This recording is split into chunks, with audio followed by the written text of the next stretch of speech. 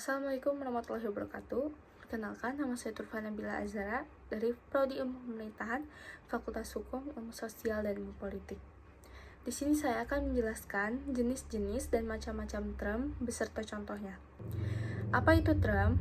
Term adalah kata atau rangkaian kata yang berfungsi sebagai subjek atau predikat dalam suatu kalimat.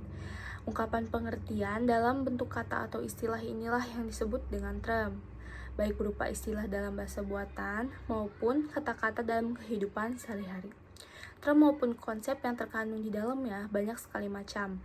Demikian juga dengan pembagiannya. Ada pembagian term menurut konotasinya, pembagian term menurut denotasinya, pembagian term menurut cara beradanya sesuatu, dan pembagian term menurut cara menerangkan sesuatu. Nah, yang akan saya bahas kali ini adalah pembagian term berdasarkan denotasinya. Pembagian term berdasarkan denotasinya ini terbagi menjadi dua jenis atau dua macam. Ada term khusus dan term umum. Yang kita bahas term khusus dulu. Term khusus ini memiliki cakupan yang luas, dapat digunakan untuk menggambarkan banyak individu atau objek yang berbeda-beda tetapi memiliki karakteristik atau sifat yang sama. Term umum ini dapat dibedakan menjadi dua macam juga, ada term universal dan term kolektif. Term universal ini merupakan term yang mengacu pada kelas atau kategori yang luas, mencakup individu atau objek. Contohnya, manusia mencakup semua individu, hewan mencakup semua jenis hewan, dan tumbuhan mencakup semua jenis tumbuhan. Dan term kolektif. Term kolektif adalah term yang mengacu pada kumpulan individu atau objek yang membentuk suatu kesatuan. Contoh katanya, tim sepak bola. Tim sepak bola ini mencakup sekelompok pemain yang bekerja sama dalam tim. Dan kedua, term khusus. Nah, term khusus ini adalah istilah yang digunakan untuk menyebut sesuatu yang spesifik.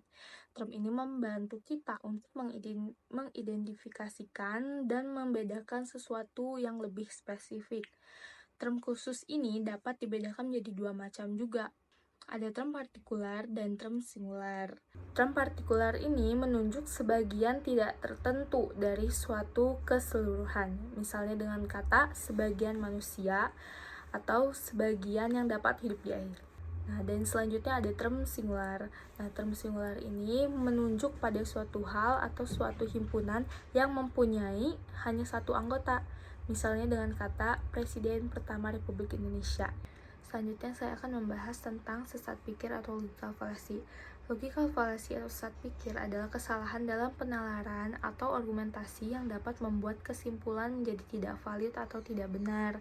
Logikal falasi dapat terjadi dalam berbagai bentuk dan dapat mempengaruhi cara kita dalam berpikir, berargumentasi, dan membuat keputusan.